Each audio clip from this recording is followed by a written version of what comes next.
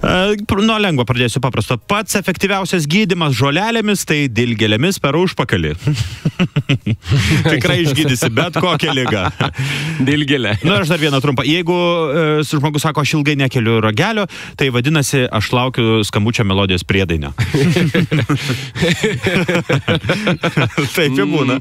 Jeigu, sako, dabar, reiškia, kai bandai patekti į polikliniką pas gydytoją, ypač žiemos laikų, kai tiek daug yra ir vyresnio amžiaus žmonių ir panašiai, supranti, kad tavo kvitukas, kurį tu išsėmėjai poliklinikoje registratūrai, tinka tik pas psichiatrą. O taip. Nes būri išprotėjęs.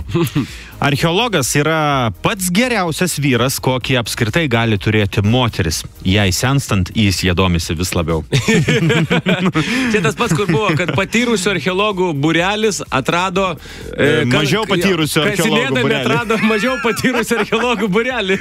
Šitas irgi geras. O, šitiegi.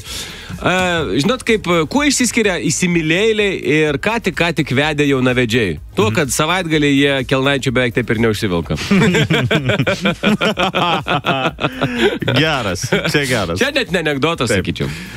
Baisus skambutis iš bagažinės. Tėti, mane ką tik pagrobė, įsodino į automobilį ir kažkur veža ir nori prievartą ištekinti. Gelbėk mane greičiau. Aha, o kokiu automobiliu, sakyk, tave veža? Labai gerai nematau, bet prieš išgrūdant, tai mačiau, kad Bentley Continental Turbo GT ar RT. Būk laiminga, dukrelė, mes su mama labai džiaugiamės. Dar vienas. Apie mūsų kaimynę Rusiją. Čia visų, sankcijų tema, nes visi ir vakarai susiję su to, ir jie būtent su to. Klausimas buvo toks, ar gali Rusija atsisakyti apskritai buitinės ir IT technikos, kompiuterių ir viso kita iš vakarų, ypač iš Amerikos, Apple produkcijos. Sako, nelabai gali, dėl to, kad nedaug liko ten žmonių, kurie moka skaičiuoti mediniais skaičiukais. Okay, geras. Taip. Reklaminis tekstas. Šis ugninis vanduo avataras, tai mūsų naujiena, o mūsų šūkis – išmok valdyti mėlyną kūną.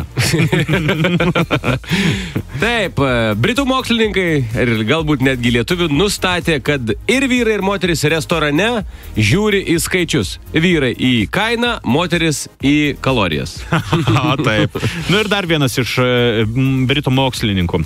Jie taip pat išsiaiškino, kas vaikšto į svečius rytais, tas mato daug negražių moterų.